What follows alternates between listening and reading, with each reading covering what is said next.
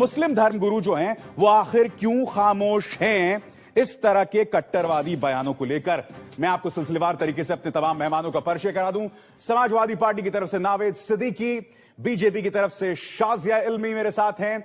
यहां स्टूडियो में मेरे साथ दो बेहद खास मेहमान, मुस्लिम धर्मगुरु अंसार रजा साहब और अजय गौतम साहब जो कि हिंदू धर्मगुरु हैं। आप सबका स्वागत है इस बड़ी बहस में। ऐसे शोज में आखिर कुछ लोग, कुछ मुसलमान धर्म गुरु बनकर आखिर क्यों पहुंच जाते हैं?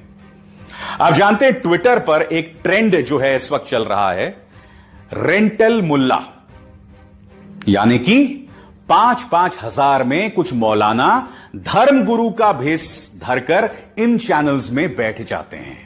खुद मिसबा कादरी मेरे साथ हैं और फिर तमाम पैनलिस्ट मेरे साथ हैं। बीजेपी की तरफ से अनिल बलूनी साहब हैं, वीएचपी की तरफ से विवेक बंसल, अमीबेन याग्निक कांग्रेस की तरफ से और अंसार रजा साहब हैं मुस्लिम धर्मगुरु। मजहबी मामलों से ताल्लुकात रखने वाले मौलाना अंसार रजा और वीएचपी की तरफ से विजय शंकर तिवारी। आप चारों का स्वागत है इस बड़ी बहस में। क्या आप जानते हैं इन्हें 1 घंटे में गालियां सुनने के लिए जो जाते हैं इन्हें 5,000 रुपए मिलते हैं, उससे ज्यादा नहीं मिलते हैं। मैं कहता हूं कि अगर आपकी रोजी रोटी भी इन 5,000 रुपए से चलती है तो भाई आप क्राउड फंडिंग करके बात करो लोगों से। भारतीय जनता पार्टी से जुड़े हैंडल्स इस वीडियो को वायरल कर रहे हैं जो इस वक्त आपके स्क्रीन पर है, और यह बताया जा रहा है कि यह शख्स जो लाल स्वेटर में दिखाई दे रहा है दरअसल यह ताहिर हुसैन है। मगर दूसरी तरफ आम आदमी पार्टी का कुछ और कहना है। आम आदमी पार्टी का कहना है कि ताहिर हुसैन जो हैं वो पहले ही जो है निकाले जा चुके थे, क्योंकि उनके घर पर हमला हुआ था, लिहाजा वो पहले ही चले गए थे और उनके घर पर किसी और का कब्जा हो गया है। वीडियो है एक, हमारे कैमरे में दिखाएंगे, जिसमें ये लाठी लेके आप दिख रहे हैं, आप ही हैं? बिल्कुल मैं ही हूं, मेरे ही हाथ में डंडा है और मैं यहां से लोगों को नीचे उतार रहा हूं। देखिए वो नीचे चला गया। कन्हैया कुमार पर विशेषतः किस तरह के आरोप हैं? क्योंकि इस वीडियो में हमें साफ दिखाई दे रहा है कि कुछ लोग कश्मीरी पृथकतावादी हैं और वो भारत विरोधी नारे लगा रहे हैं कश्मीरी पृथकतावादियों के सहयोग में। दोस्तों, एक बार नहीं बल्कि कई बार गोदी मीडिया के हवाले से कन्हैया के वीडियोस को बाकायदा डॉक्टर कर दिए, फर्जीवाड़ा करके गलत ढंग से पेश किया गया। सबसे पहले इस घटना पर गौर कीजिए। पूरा देश इससे हिल गया था। किस तरह से एक हाथी को एक पाइनएप्पल, एक अनानास खिलाया गया जिसके अंदर बॉम्ब्स थे, उसका जबड़ा फट गया। ये जो हथनी थी वो प्रेग्नेंट थी, यानी कि पेट में जो बच्चा था वो भी मर गया। एक हृदय विदारक घटना और पूरा देश इससे हिल गया। यह केरल के पालक्काड जिले में हुआ। बताया जाता है कि यह हाथी साइलेंट वैली नेशनल पार्क से आया था। मगर भारतीय जनता पार्टी ने इसमें भी सियासत ढूंढ ली है। इसमें भी कहीं ना कहीं वो मुस्लिम एंगल ढूंढ रहा है। केरल के पालक्काड जिले में यह हथनी मारी जाती है, एक गर्भवती हथनी। बताया जाता है कि एक अनानास में पटाखा भरा जाता है। वो एक किसान है जिसने ऐसा इसलिए किया क्योंकि जंगली सुअर उसके खेत को नुकसान पहुंचा रहे थे और पटाखों से भरा अनानास उसने वहां रख दिया था, जिससे गलती से इस गर्भवती हथनी ने खा लिया, जिसकी मौत हो गई। तेलंगाना में एक जघन्य, एक विभत्स बलात्कार होता है और उसके बाद उस लड़की को मौत के घाट उतार दिया जाता है। मैं उस लड़की का नाम नहीं लूंगा अन्य पत्रकारों की तरह, मगर कठुआ में 8 साल की आसिफा का जो बलात्कार का मामला है उससे पूरा देश हिल गया। दोस्तों, मुझे आपत्ति है इस समाज के, इस देश के और इस सरकार के दोहरे मापदंड पर। एक तरफ तो हम बात करते हैं गाय की, मगर दूसरी तरफ यह आंकड़ा हमारे सामने मुंह बाहे खड़ा है। और यह आंकड़ा क्या है? यह आंकड़ा यह बताता है कि बीफ एक्सपोर्ट्स में हमारा स्थान पूरी दुनिया में दूसरे स्थान पर है। हमारे ऊपर सिर्फ ब्राजील है और ब्राजील ने हाल ही के दिनों में हमें अपदस्थ किया है, वरना कुछ सालों पहले, यानी कि 2 या 3 साल पहले हम नंबर 1 थे। दोहरे मापदंड ये है। महाराष्ट्र में अब तक टेस्टिंग आपके स्क्रीन पर 4,05,20,000 और कितने मारे गए यहां पर? 1,897। अब महाराष्ट्र से डबल आबादी है उत्तर प्रदेश की, वहां कितनी टेस्टिंग हुई है?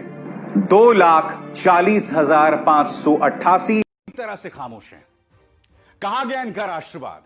यह शख्स जिसने सीधे तौर पर प्रधानमंत्री को ही नहीं बल्कि देश को धमकी दी है, मगर पूरी तरह से खामोश है।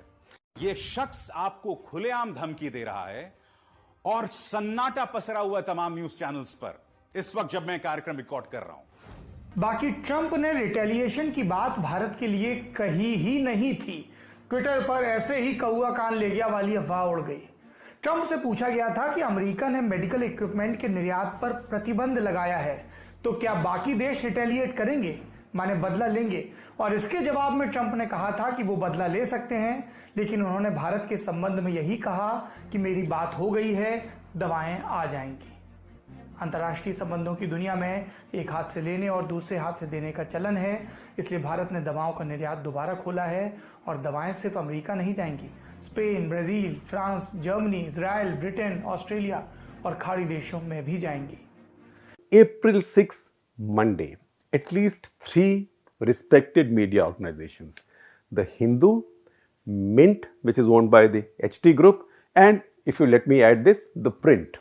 All 3 of us broke stories on Monday, April 6, that India had decided to relax this ban for friendly countries, not just for America. In fact, The Hindu and The Mint said for Brazil also. So April 6th, this decision had already been taken and reported. To now think that this happened when Donald Trump threatened in the morning and Modi started quaking in his boots, that would have been a much more fun story. But unfortunately, that is not true. इस वक्त जो जांच में बात सामने आ रही है कि तबरेज वहां पर गलती से फंस गया था।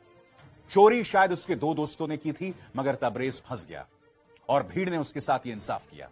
मगर मैं जानता हूं आप लोगों में से क्या कहेंगे कुछ लोग कि अच्छा है, चोर के साथ तो ऐसा ही होना चाहिए। आप लोगों में से जो लोग ऐसा सोच रहे हैं ना, मैं आपको बधाई देना चाहूंगा। बधाई कि आपने भारत को तालिबान शासित अफगानिस्तान बना दिया है। अब देखिए आपकी स्क्रीन पर इस घटना की हकीकत। क्या आप जानते हैं कि इन 3 लोगों को इस भीड़ ने क्यों लिंच किया था? क्योंकि इस इलाके में बच्चा चोरी को लेकर एक अफवाह फैली हुई थी।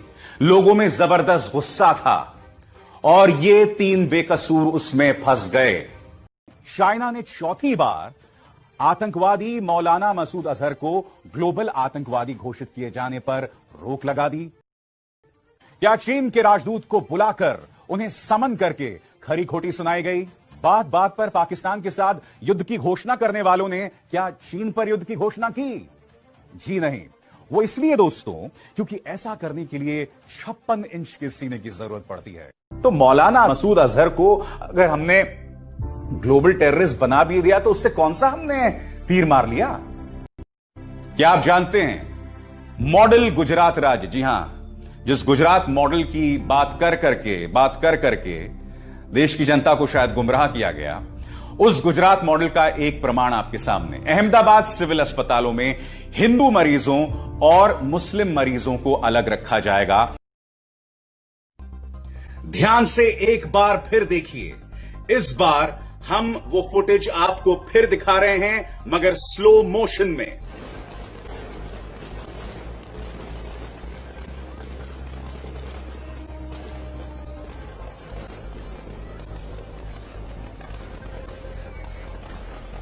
शायद आप में से कुछ लोग अब भी नहीं समझ पा रहे होंगे, मगर आइए, जब वो वक्त जब कैमरे के सामने ट्रेन होकर गुजरती है, मैं उसी वक्त को आपके सामने फ्रीज करना चाहूंगा।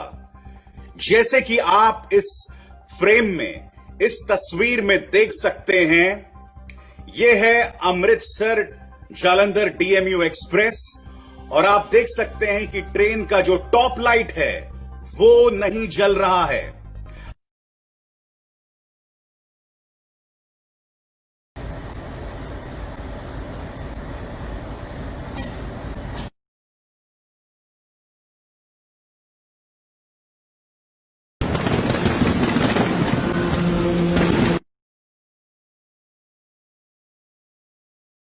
दिग्विजय सिंह ने एक वाहियात बयान दे दिया कि साहब भगवाधारी जो हैं वो बलात्कार क्यों कर रहे हैं, वो मैं स्पष्ट कर दूं, बहुत ही वाहियात बयान था। मगर एक वाहियात बयान ज्यादा जरूरी है या बलात्कार का आरोपी? बलात्कार के आरोप पर आपको रिपोर्टिंग करना ज्यादा जरूरी है या दिग्विजय सिंह के किसी वाहियात बयान पर?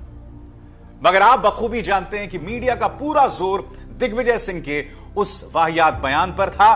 नमस्कार, आप देख रहे हैं सुनिए सरकार, मैं अभिसार शर्मा और आज सुनिए सरकार में हम बात करने जा रहे हैं भारतीय जनता पार्टी नेताओं की फिसलती जुबान की।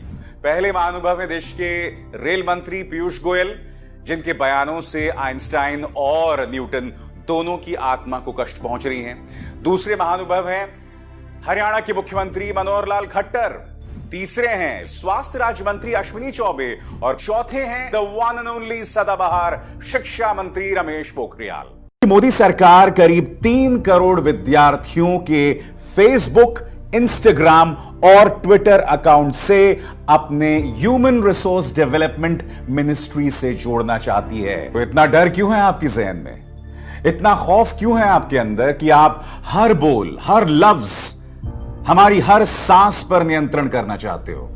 आप जो सोशल मीडिया पर कहते हैं वो आपका व्यक्तिगत अधिकार है, वो आपकी पर्सनल फ्रीडम है। अगर आप हर कुछ जो कहेंगे उस पर अगर सरकार की निगाह होगी तो इससे बड़ी त्रासदी क्या हो सकती है? दोस्तों, क्विंट प्लेटफॉर्म ने सरकार से इस मुद्दे पर कुछ सवाल किए हैं और ये 2 सवाल मैं आपके सामने पेश करना चाहूंगा। पहला सवाल जो क्विंट ने किया है वो ये कि अगर कुछ विद्यार्थी अपनी मर्जी के मुताबिक अपने सोशल मीडिया अकाउंट्स नहीं जोड़ेंगे एचआरडी मिनिस्ट्री के साथ तो आप क्या करेंगे? तो जवाब में सरकार का यह कहना है, यानी कि मानव संसाधन मंत्रालय का यह कहना है कि यह जरूरी नहीं है, कंपल्सरी नहीं है। अगर वो नहीं चाहते तो ऐसा ना करें। आप और हम सब जानते हैं कि राहुल गांधी के पिता एक हिंदू थे, उनकी मां एक कैथोलिक थी, यानी कि वो हिंदू है और बकौल राहुल गांधी वो एक हिंदू ब्राह्मण है। मगर चूंकि उनका नाम एक गैर हिंदू पुस्तिका में था तो बीजेपी ये सवाल पूछने लगी है कि राहुल गांधी बताइए आप कौन हैं? भ्रमित मत कीजिए गुजरात की जनता को, आप हिंदू हैं या नहीं हैं? तो एक बहुत ही अजीबोगरीब चीज चल रही है कि पत्रकारों की फील्डिंग करने, उनका स्पोक्सपर्सन बनने, पत्रकार जो हैं, माफ कीजिएगा, नेताओं की फील्डिंग करने पत्रकार आ रहे हैं मैदान में। इस तरह से ये कभी हुआ इस तरह से खुलेआम इस तरह से फील्डिंग करना?